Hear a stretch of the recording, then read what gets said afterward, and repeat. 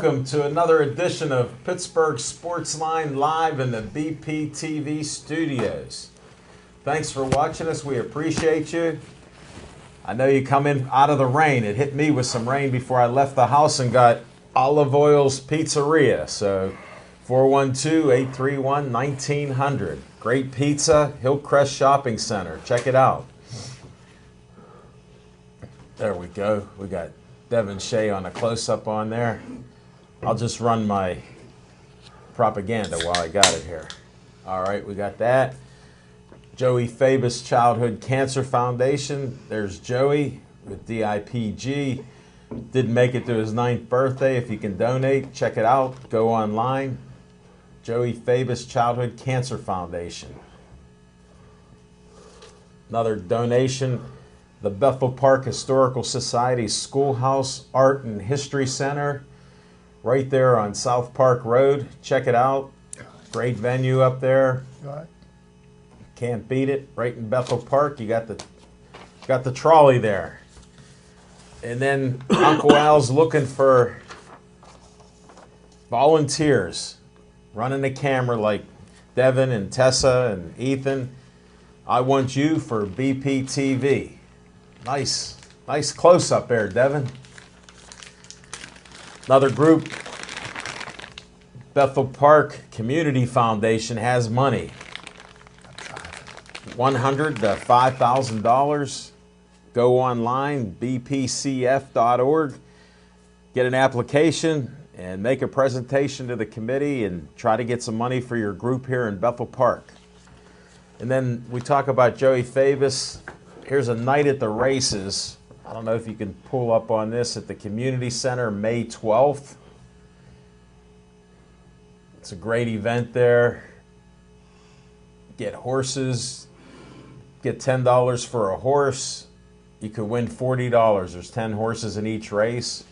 Check it out. Frank Fabus was telling us about it the other day. Here's the poster. They'll have some baskets and other things there to bid on, so it'll be a great event. All the money goes for DIPG and to the doctor to try to find out a cure. It's a nonprofit organization, so you can write it all off. That's what I have there for you today, and we're going to start our show with What's on Your Mind? Smoking Jim Frazier, what's on your mind? Thanks, Al Levine, the talking machine. And if you want the green, coming at you. You got to see Levine.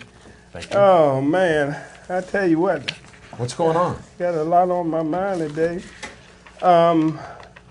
First of all, congratulations to a couple Obama players. Darrell Porter's daughter is going to Cincinnati University. Why are you bringing that up today? This has been known. But here's something that's not known. Okay. Our good friend of the show, Taylor, yeah. She just signed a full scholarship to Tennessee State. That's Joe Gilliam's old school. Nice. I'm not sure about the basketball program there. Brad Alexander, another former Steeler, played there too. But they average about 50,000 fans a football game. Wow. At Tennessee State University. Twice what Pitt does, huh? Exactly. Congratulations to Coach Monique McCoy. She just got inducted into the Penn Hills Hall of Fame. Great karma for all three of those ladies for coming on Pittsburgh Sportsline. When they coming back to Pittsburgh Sportsline? I think I might bring them back next show in May at Hollywood Lanes. I'll make that official pretty soon. I'll send out the invitation.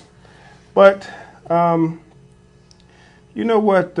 What's on your mind? What's on my mind? Because those were good things. Congratulations to them all. And I wasn't really going to get into this, even though I've been saying this for years. That down to it. That the shame that the NFL don't have any white cornerbacks. The race card come up within the first 5 minutes. LeVar Ball comes out and says that UCLA lost because can't win with 3 slow white players. And I tell you what, if I'm the coach for UCLA, I'm pulling the scholarship from his son coming in. I wouldn't want to deal with... He's already going to the NBA. No, he got 2 more sons He got a son coming to play for UCLA next year, and probably the youngest son will play there. I would pull that. He's only a sophomore in high school. No, the one's a senior.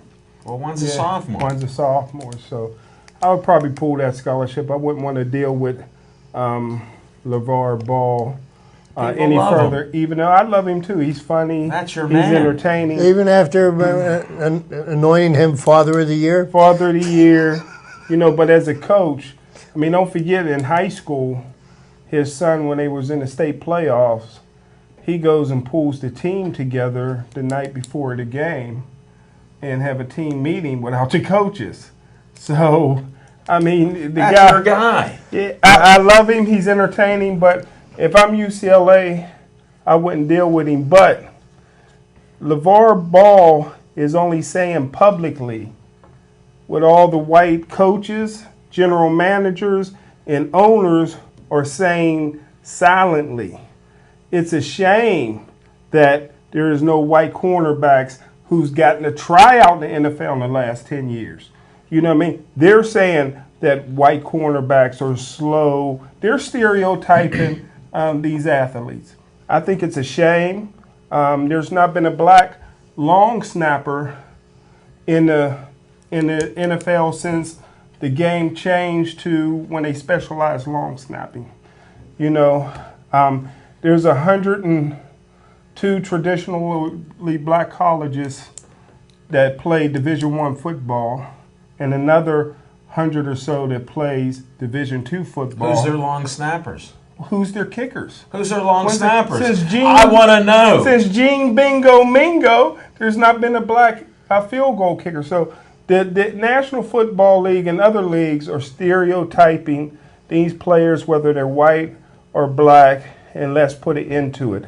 I think right now, I would love to do I want you to investigate the colleges and who they're playing and the I long would snapper. love to do a reality TV show and get white guys to start playing cornerback, and I think you can get some shutdown corners. How are you going to do that?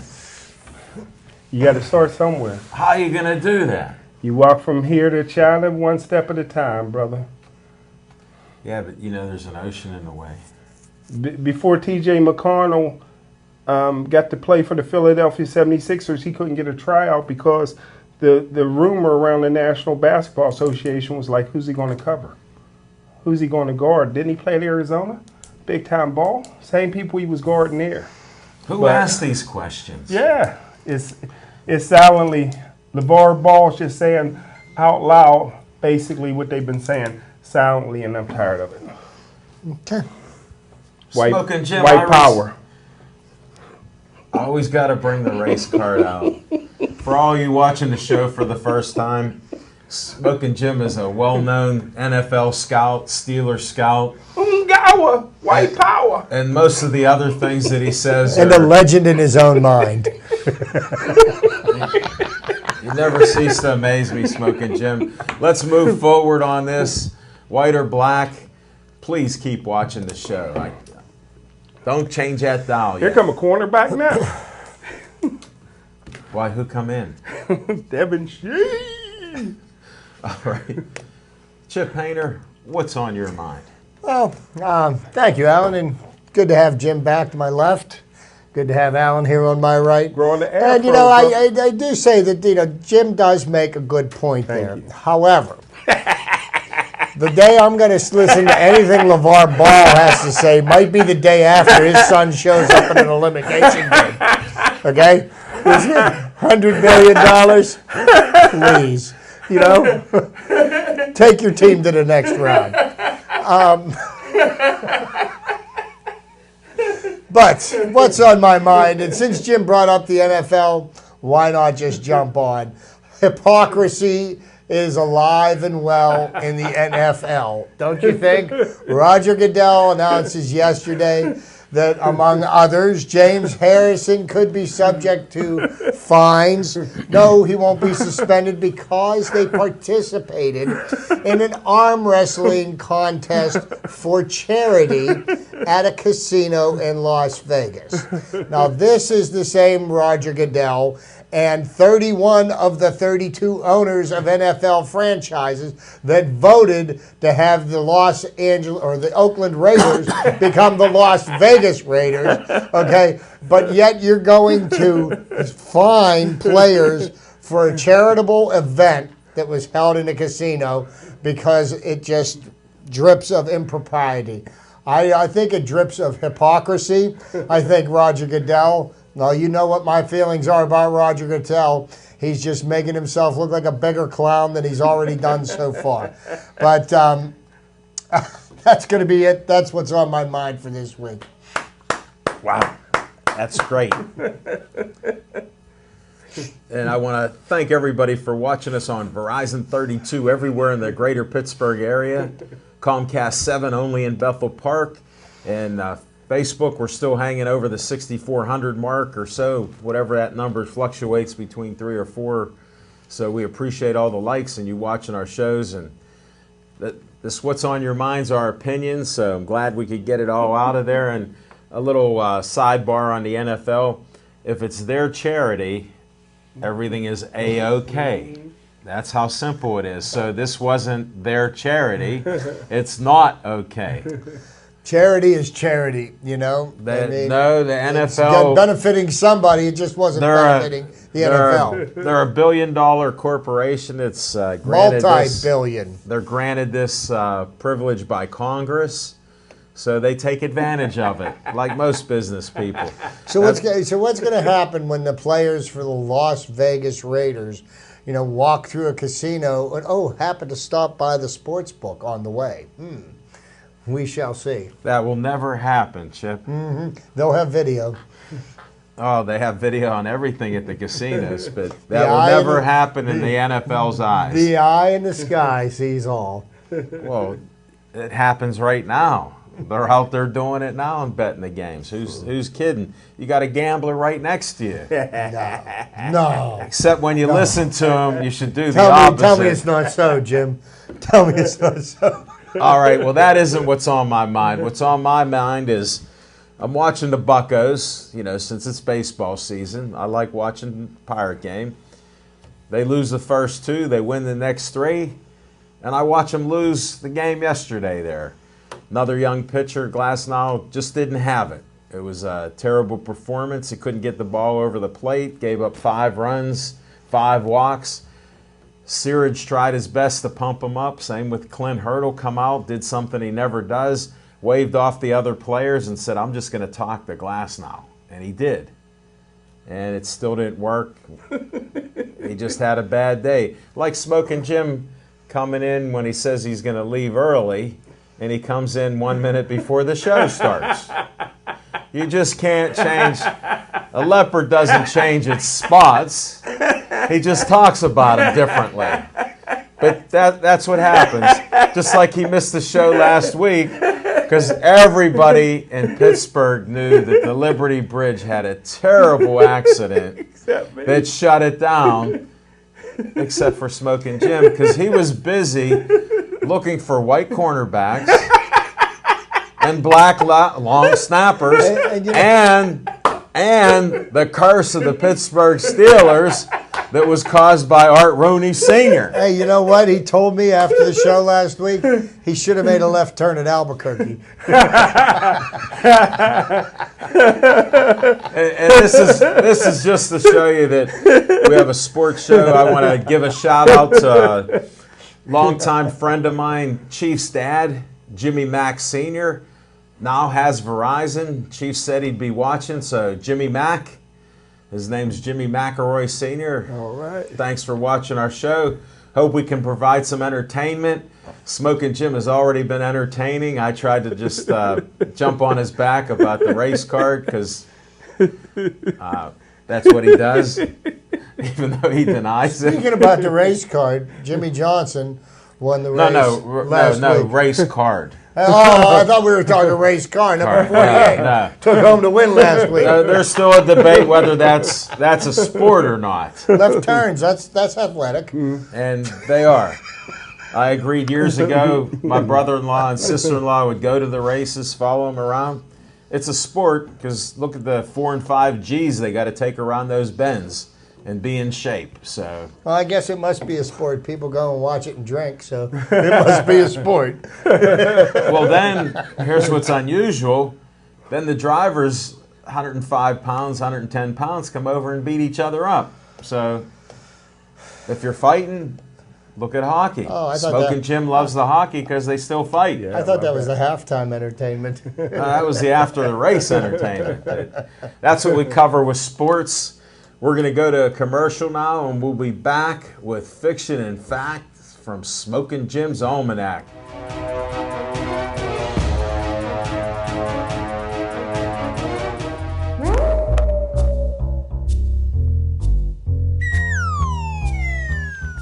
Hey, thanks, Al Levine, the talking machine.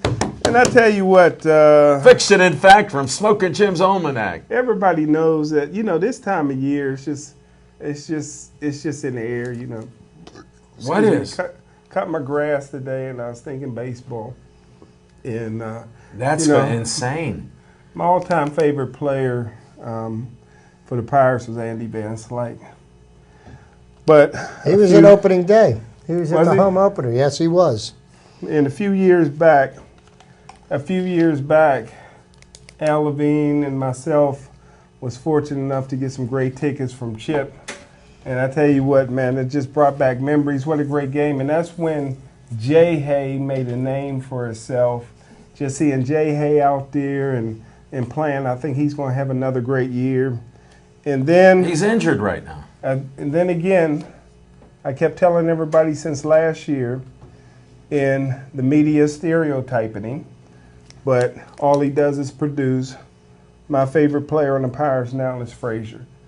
And the guy just plays, he hits, he talks the talk, and he walks the walk.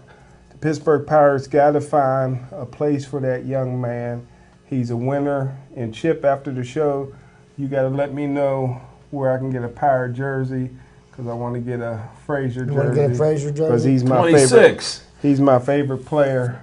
What's he talking about? On the Though? I haven't heard him talk. Just to speak to this young man plays with such enthusiasm that he is a hard man to find a place on the bench for, because he has such passion for the game, and he plays well, and he can hit the cover off the ball. He's going to see a lot of the field this year. Put you in the Trust mind of me. a young Pete Rose, huh?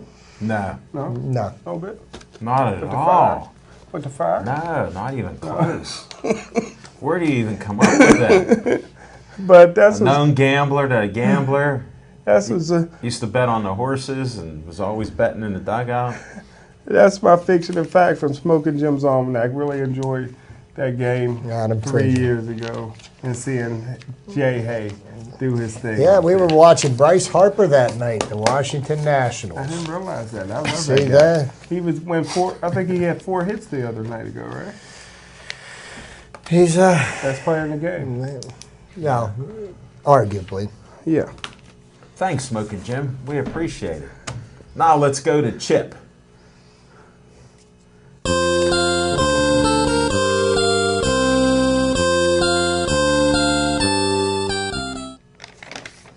All right, good evening, everybody. I got some interesting facts, and being that over the last week, just about every Major League Baseball team held their home openers, officially spring has sprung.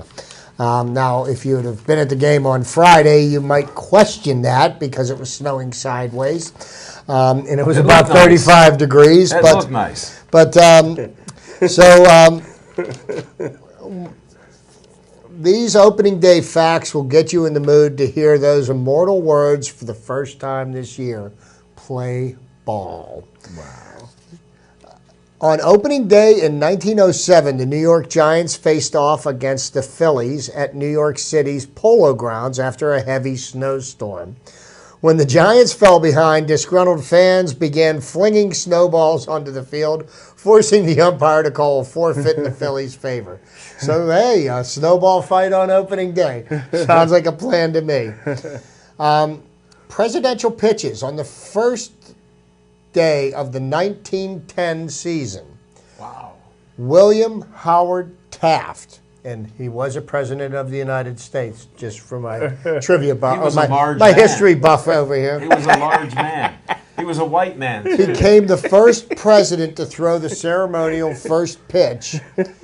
Since then, every president besides Jimmy Carter has thrown at least one ceremonial first ball for opening day, the All-Star Game or the World Series. So, What Jimmy Carter throw a peanut? I don't know what Jimmy Carter did, and I don't know why. Okay, Brooklyn's Washington Park was the scene of an opening day riot on April the 11th, 1912. With the Brooklyn Dodgers down 18-3 to their rival, the New York Giants, fans stormed the field and delayed the game, which was eventually called on account of darkness in the 6th inning. Wow.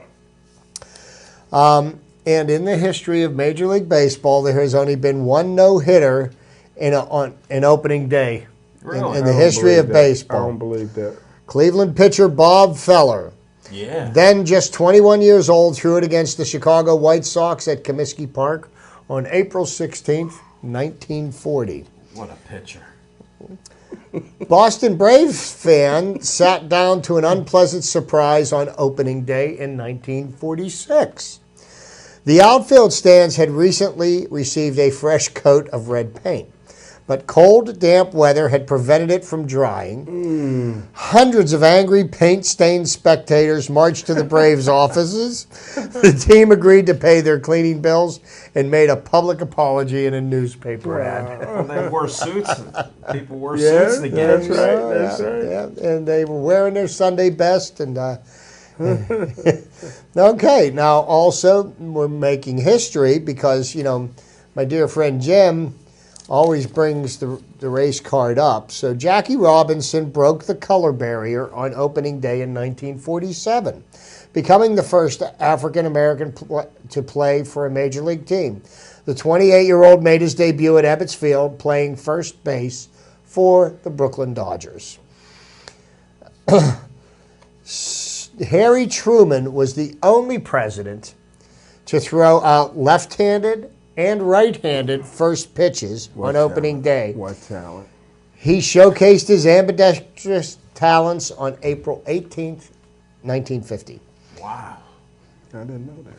Okay, now this How could you? this You're an is NFL who I scout. feel is the true home run champion of baseball. I know Barry my Bonds? friend Jim disagrees with me, and we have agreed to disagree on this point. Hank Aaron of the Atlanta Braves hit his 714th home run on opening day in 1974, tying Babe Ruth for the most career home runs. He beat Ruth's record later that week and reached 755 by the end of his career. Aaron's record was not eclipsed by Barry Bonds, who hit his 756 in 2007. But that's just my humble opinion. Opening streak on opening day in 1974. And this is for all you children of the 70s, if you remember this. Several naked fans rushed onto the field at Chicago's Comiskey Park, disrupting the game and inciting violence in the stands. Back when streaking was popular, and you didn't end up pegged as a sexual predator or anything like that, but You just ran free. You're letting it all fly. Famous firsts: Hall of Famer Frank Robinson and Ken Griffey Jr. share the record for most career home runs on the first day of the season, with 8 opening day home runs each. Wow. Both of them in the Hall of Fame. And the star starter of opening days in the history of baseball, Hall of Famer Tom Seaver, has started the most opening day games in history, 11 for the Mets, 3 for the Reds, and 2 for the White Sox, to break Christy Matheson's all-time record of 15. Wow. Tom Seaver with 16 is the star starter for opening day. So, just a little opening day trivia. A long baseball season ahead of us. Very good. Enjoy Chip. the ride. Oh, I'm enjoying it. I like that history. Harry Truman being ambidextrous, throwing left-handed, right-handed. Bullet Bob Feller. He's also the only president, I get people in trivia on this, who didn't go to college. I didn't know that. Wow. Yeah. Good to know. I didn't know that as well, Alan. Little trivia. Smart man. I got plenty of smart people on that, but he didn't go to guy. college. I didn't know that. But he could play some poker. Could he really? Yeah. The buck stops here. He got it from a poker game. Really? Yeah, definitely. He was a good poker player. And now we'll go to my time here.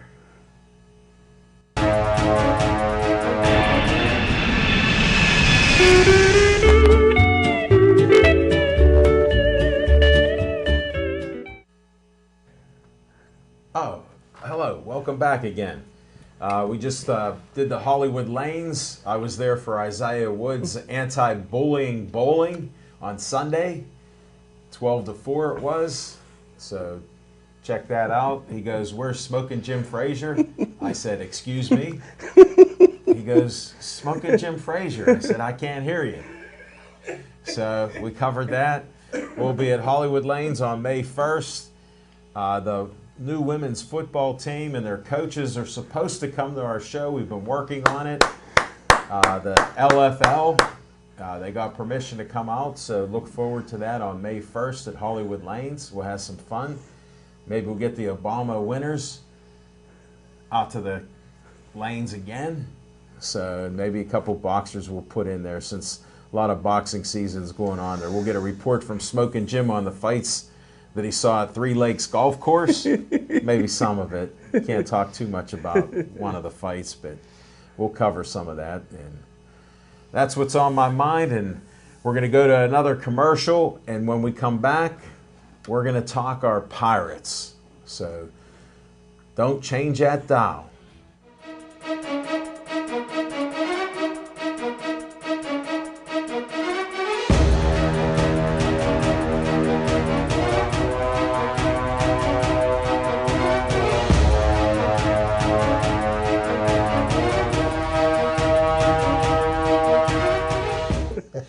Let's have some Bucko talk. Let's have some Bucko Bucks talk. are 3-3 in the league, playing tonight. I heard. I don't know what the rain. We're under a rain delay right now down at the Thank you, Chip. I was counting on you for some information. But last night, I find it ironic that we had 3 come from behind victories on Friday. Yeah. On Saturday night, I was down there. Great game. Sunday. Can you ask for anything more? Starling Marte walking it off at the bottom of the 10th, 2-run homer to take the victory. And last night was Frazier got the hit before that. Last night was a pretty poor performance by a young pitcher, and you're going to have this. And I've talked to a number of my friends and about my excitement for this season. I'm very excited this year to watch a bunch of young players play their heart out, as opposed to overpaying a bunch of veterans who are just playing for the contract or whatever.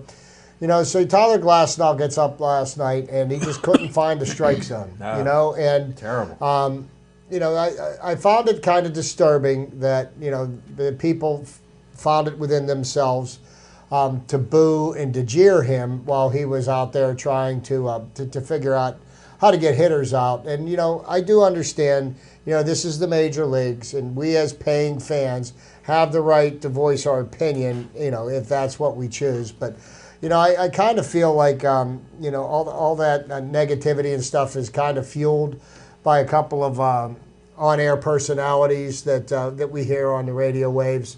Never having anything good to say about the Pirate organization, the Pirate management, the Pirate players, how much money they spend, how much money they don't spend. I actually heard a friend of Jim's the other night, which was his Thursday night, when the weather was forecast for Friday, and it was going to be ugly weather, and that was the day of the home opener, and saying that somehow the Pirates should reschedule that game for a better day when the games were scheduled 6 months ago. And, I just couldn't believe that somebody would be so foolish to even entertain the idea that, people buy tickets to this game 6 months in advance. They People come in from out of town, and then at the last minute we're going to say, oh, wait, we're going to reschedule the game for a sunny day so you can turn your life completely upside down. It's the most ridiculous thing I ever heard. I mean, you play the opening day.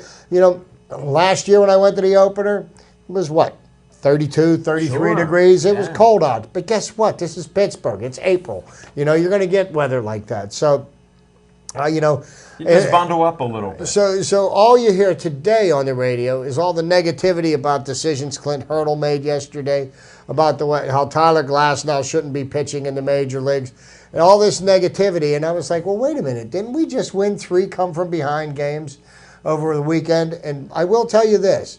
Both teams this weekend, the Braves and the Pirates, played sloppy baseball.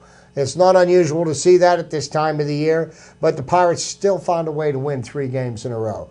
So I'd kind of dwell on the positive. I don't want to accentuate the negative. Well, here's a positive for you. Glasnow did everything he could possibly do in the minor leagues, was one of the best pitchers there. Mm-hmm. There's nowhere else for him to go but try the major leagues.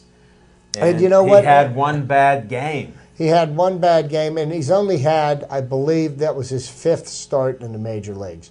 So before we decide to consider him a bust, give the young man a chance. He's going to go through some growing pains. He's going to figure it out, because he's talented. What would they have done if they would have seen Sandy Koufax come up? What happened with Sandy? He was so wild, he was hitting people in the stands. Wow. Another pitcher who happened to make it into the Hall of Fame. Just a little fiction. Nolan Ryan. There's another guy. Nolan Ryan, who when he come up, he was throwing him over the backstop. The strikeout king in baseball, and he couldn't find home plate, and he had more batters jumping out of the batter's box than trying to get ahead. Those are 2 examples of many others that people that don't know the game aren't going to ever understand it. No, but there's some things that I do like about the this Pirate team. It looks like the outfielders need to improve their communication skills a little bit, because I watched Starling Marte let a ball land at his feet, and Polanco dropped a couple of easy flies. But through all those mistakes and everything like that, they still found a way to win 3 in a row. They're going to be fine. They have a lot of good things there. They got a nice consensus of the club. Frazier's still hitting like 350 something, which is nice for a young man to do that. And his on-base percentage is great. Yeah. Well, I'll tell you another player that you're going to keep an eye on, who I think is going to find his way onto a major league roster before we get too far into this year, is Jose Ozuna. Let's not go overboard. The top 2 batters in batting average and on-base percentage in the spring training was Jose Ozuna, number 1, Adam Frazier, number 2. So, Smoking Jim missed that. He missed that because the Pirates had to make a decision on Alan Hansen, who has all the tools to make it to the major league, but had some problems with, toolbox, getting his head screwed on straight. And the Pirates were out of options with him. And one of 2 things had to happen. They either had to release him or they put him on the 25-man roster. And that's the reason why Osuna went down, so that Hansen, because Hansen does bring some tangible things to the team. Right now, infielders are something that we could use a little bit of, because there's still no word on young Hogang. When is he going to come? He's not getting a visa. When's he going to get here? They're not going to let him out. Really? Alan, mark my words on this. Anything that money can influence, it will, and there's enough money to pay. Yeah, but I think he was so egregious in his behavior. 3rd DUI that come up. I think that they're looking the other way. They're not going to see this type of stuff, and they don't care how much he made. No, and people are concerned that the Pirates maybe should have taken that same route and said maybe we're going to suspend him. There ain't no wall yet. Well, this is from Korea, South Korea, my friend. Yeah, but I can't understand. Alan, the young man needs help. Okay, but you've got that much money invested into him. They're going to get him over here. They're going to get him the help he needs, and he's got a chance to turn his life around. Well, there was still that incident in Chicago or whatever. Fortunately for Mr. Gong, the woman who was at the center of it is not cooperating with investigators. But I so. mean, that's Yes, there's a lot of there's a lot of issues things. that he There's has. He issues does that he need has some to help. have. But what do? You don't you don't just throw the talent on. They got a lot of time and money invested into him. They always need liked to him. work on getting some kind of return on that. I So always liked him. the thing how'd you even know him? the thing that I find He's South a little Korean. curious this year is you look at what Garrett Cole has done so far this year. Now, this is the person that is supposed to be the ace of the staff. Smoking Jim will be able to answer your question. And he didn't pitch well on Sunday. No. He pitched well for 4 2/3 of an inning in the opener in Yeah, it was Boston. lights out. And then the train went completely off the tracks. What we need to see out of Garrett Cole is we need to see consistently the way he pitched in 2015. Mm-hmm. Last year, he was injured most of the year. He was one of the top 5 pitchers in the National League in 2015. I don't know about that. But Well, he was because he 19 came in. wins? Smoking Jim. Jim, The he was statistics back that He was up. number Not 4 your in opinion. the Cy Young voting, so that means that he was in the top 5. Simple math. Again, as a little disclaimer, Smoking Jim is still an NFL scout. Still a Steeler NFL scout. Number 4 is in the top 5 every day. I don't know. And his favorite baseball player is Andy Van Slyke, who he doesn't know is white. So for some reason he likes him. And he's told us before. I don't want to go through it again. But my point being with the Pirates is it's real early in the season. We've got a young team. These guys are going to figure it out. It's going to be Garrett an Cole enjoyable. has to learn to pitch. Yes, he Bottom does. line, the emotion's on his sleeve. He's like Smoking Jim with the white cornerbacks. Got to bring it up all the time. A little bunt gets by him, he gets emotional. An umpire misses a call. It's a strike. He gets upset. Well, Cervelli tries to calm him down. It doesn't work. Cervelli, he's like a psychiatrist there. The thing that'll be interesting to see is when Tyler Glasnow's next start comes around.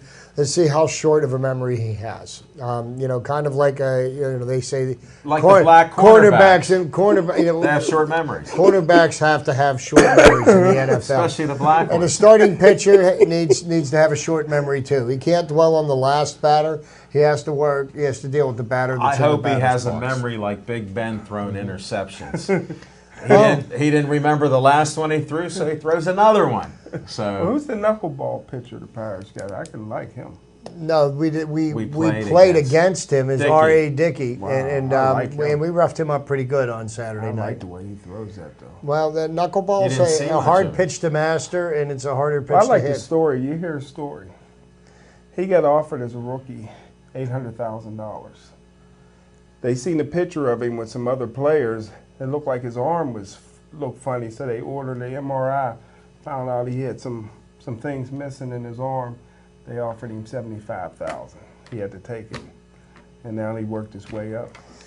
Pirates are the trade for him. So in other words, don't get a picture of your arm. I like the knuckleballer. Some of the greatest knuckleballers of our time: Charlie Huff, Phil Negro, Who?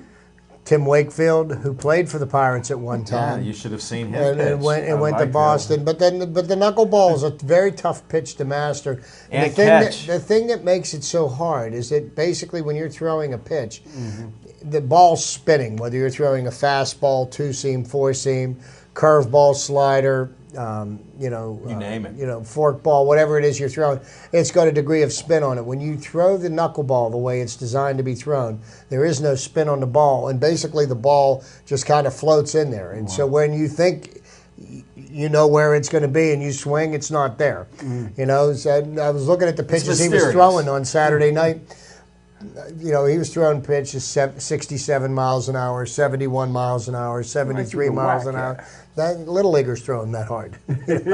But Yeah. I mean, generally, people don't hit them so well. So Wow. Well, it's an area. You got to swing in that area. Hopefully you connect. So it's a tough situation. It's tough on the catchers too. oh yeah, the catchers usually Really? have They an have a bigger- oversized mitt to catch for a knuckleball. It's hard to pitcher. handle it if you don't know where it's going to break at the last second at the plate. You're a hitter, you miss it. You're a catcher, you miss it.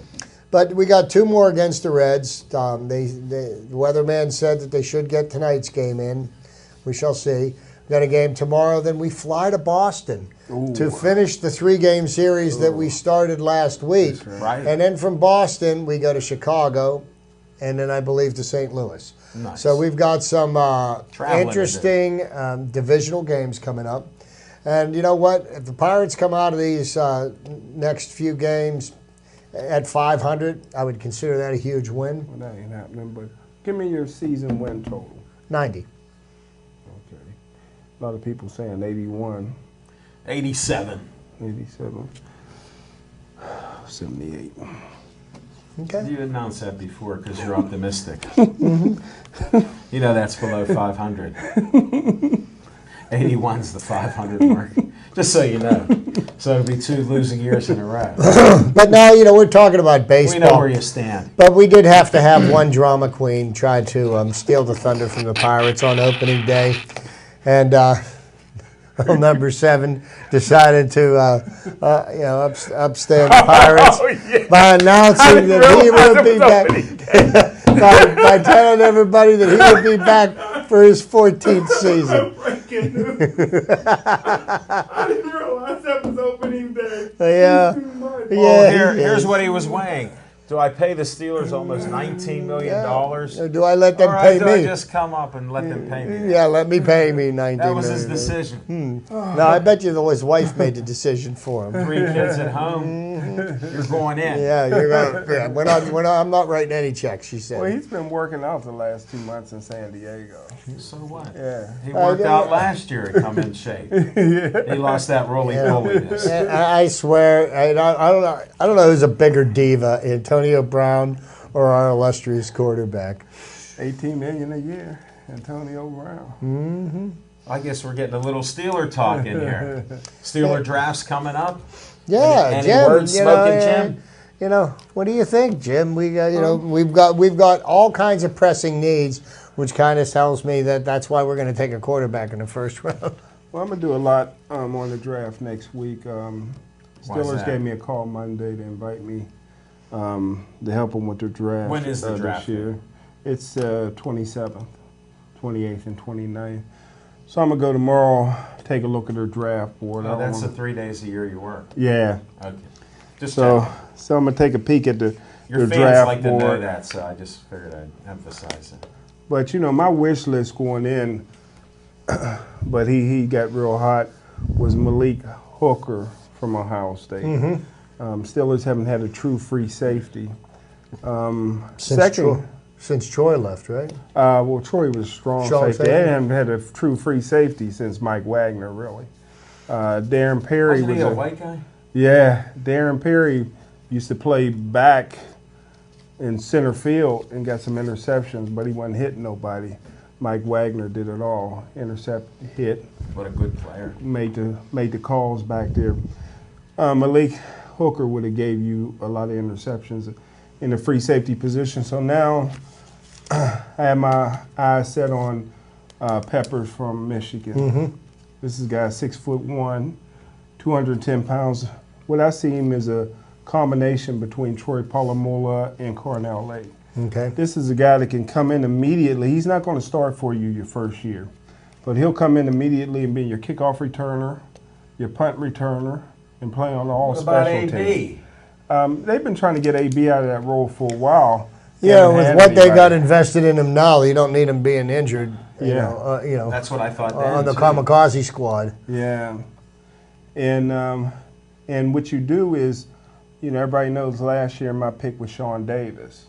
So now you move Sean Davis from strong safety in 2018 to free safety, and you get rid of Mike Mitchell, who should be at the end of his career then, and you put Peppers in as a starter in 2018. So in another year, this So, is still 2017. one of the biggest things that I believe that the Steelers need, and one of the reasons why Tom Brady was able to just pick apart their defense, I mean, do you see any impact pass rushers that the Steelers might be able to get their hands on? You know what? There's always pass rushers in every draft. Here's the problem that you have with the Pittsburgh Steelers is that they are all over the place. They're loving defensive linemen. This is deep. defensive lineman draft. You only get to bring in 30 players. They brought in like 4 quarterbacks for visits, which is wasted time. Well, Ben was well, you know, I mean, you know, do you call Ben's bluff? You know, I mean, no, the Steelers, you know, everybody knows that in this league, if you don't have a quarterback, you don't have a chance. Once Ben's gone, Landry Jones is not definitely not the answer. You know, so do you start grooming his heir apparent now? Landry Jones, like you guys said, the problem with that is Ben is the biggest diva in football, if not for Antonio Brown, and Ben would veto. I mean, he would pout and be upset and wouldn't even work with the quarterback. They brought somebody in the first or second round. So that's what you're dealing with too. Here's a guy that's threatening to retire every year, but still don't want anybody to bring anybody in.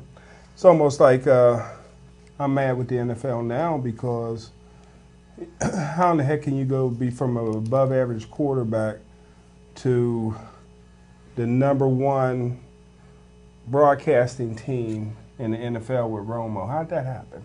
Because Phil Simms is the worst. But he still got any NFL broadcasting job is good. Start at the bottom. I don't want to see Romo on New Year's Day. Jim Nantz going to have to carry this guy. Maybe Jim Nantz got tired of carrying Phil Simms. But there's other more qualified people. Jim Romo? Or Tony Romo? Sound like a place you get a good steak. 2 years ago at the Super Bowl, he met with the CBS people, and he did an audition for them. And apparently he impressed some people.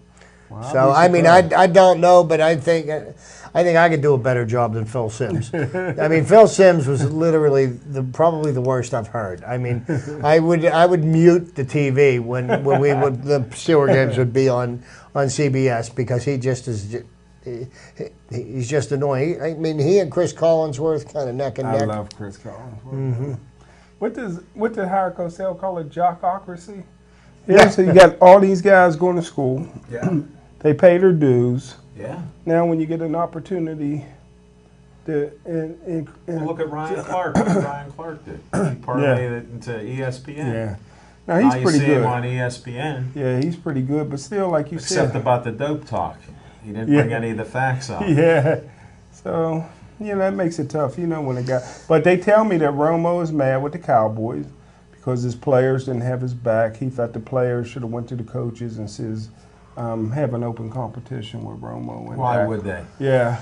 Why would they? You know, this is the way I look at it. You know, Tony Romo, how many years was he in the league? 13, 14? Well, something like that? A couple good years with Jessica Simpson. Woo. Well, yeah, okay. If Tony Romo was the answer to the Cowboys' prayers, we would have known about it long before now. And they always had offensive weapons, right? They already had. They had all the time. He would find a way to blow the game in the waning moments. Yeah. And you know what? I applaud the Cowboys for sticking with Dak Prescott last year. And I actually think the Cowboys are a better team with him as quarterback and have a better chance to succeed than they would have with fragile Tony. No doubt. Is Ezekiel Elliott still pulling women's tops down at parties, or did he stop that? I never really did. I've never been to any of his parties. Yeah. I was never been to any 2 weeks ago. parties. The guy just can't stay out of trouble, these guys.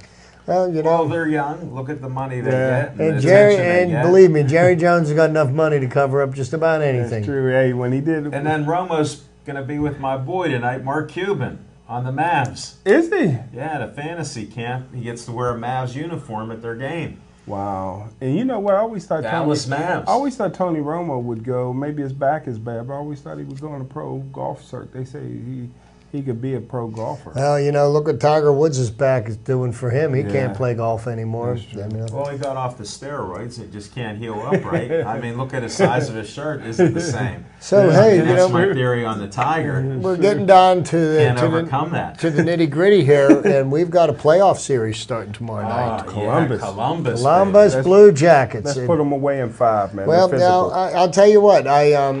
It'll be a very interesting series because if anybody knows how to push people's buttons, it's John Tortorella, head coach of the Blue Jackets. turned that franchise completely around. Yes, sir. They were one of the top 3 teams in the league, along with Washington, the Penguins, and the Blue Jackets this year. And getting out of the Eastern Conference is going to be a monumental task for the Penguins this fall. Especially without And I do believe that Columbus is going to give them all they can handle. I think it was a big blow to lose Chris Letang, for the playoffs. That emotion. Now, that all being said, that doesn't mean that the Penguins are not going to be able to move forward. It's going to be a tough task for them to do. They're going to need Malkin to come back strong. I understand he's going to be starting tomorrow night. They're going to need Malkin and Crosby to be the 1-2 punch. Phil Kessel needs to wake up. He went about 23 games without a goal, and they're gonna need some scoring punch. And then you've got the guys like Chris Kunitz. I don't believe he's going to be playing in the first game. No. He's another person that's going to be missed because of the toughness that he has. Some of these Wilkes-Barre guys have taken the place. And he's not afraid to block shots. So it'll be an interesting series. I think we're well stacked at goaltender with Matt Murray and Marc-Andre Fleury. But the goaltender for Columbus, this guy has played well enough this year. He will probably be the Vezina Trophy winner. And the Vezina Trophy winner is for the top goaltender in the league. And look what a hot goaltender did for the Penguins last year. Yeah, true. So Bobrovsky is playing lights out. So we're going to see what happens. Columbus is a big, strong, physical team. And physicality is not the Penguins' game. Speed and skill is. So if the Penguins are able to play their game and don't get suckered into retaliating, I believe the Penguins can pull it off. Probably 6 games, maybe even take it 7. 6 games. 6 games with the Pens. I like them to do it in 5. They're repeating. I would love to see that happen, Jim. I'd love to see that happen. I don't know what you're basing it on, but no, I tell you what. Both teams are going to come out of this series black and blue. There's no question. Oh, without a doubt. No question. Yeah, they're 2 tough teams, no doubt about it. I'm excited about it. Can't wait. I got a quick bone to pick. Okay. I'm mad. What's it on? I'm mad with the Golden Gloves. Creston White, friend of the show, heavyweight, won the Golden Glove Pittsburgh Championship. Got to Philadelphia, they sent him home. They said you're ineligible to fight because you had 1 cage fight. I mean, I thought that was rules are bush rules. league. So, gotta go by the rules. And here's a great white hope as a heavyweight. He's a big, strong guy, getting better and better, and they won't let him fight in the national tournament. Now, you hear these things all the time with the rules. We talked to Rick Steigerwald, the commissioner, about some of the rules. Look, he's not allowed to referee boxing. That's crazy. He wants to. Yeah, he's not allowed. I would love him. It's a conflict. Yeah. They explain through lawyers and stuff how it just gets crazy, and you just wonder who made these laws up. That has always been the biggest shame about that sport, is that it's as crooked as a mountain road. I mean, Yeah. Boxing was bought and paid for by mobsters over the years. People were told to lose a fight, things like that. But we're talking the Golden Gloves. It's not as bad as that, but it's tough when the kid works so hard. Questionable outcome, young Johnny Spell. From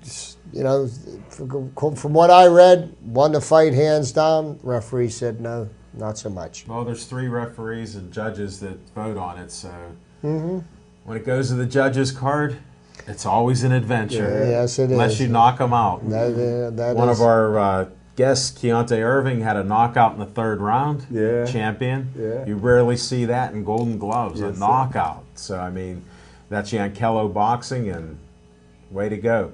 Well, this is going to be it for the show, folks. Please stay Joey strong, and thanks for watching the show.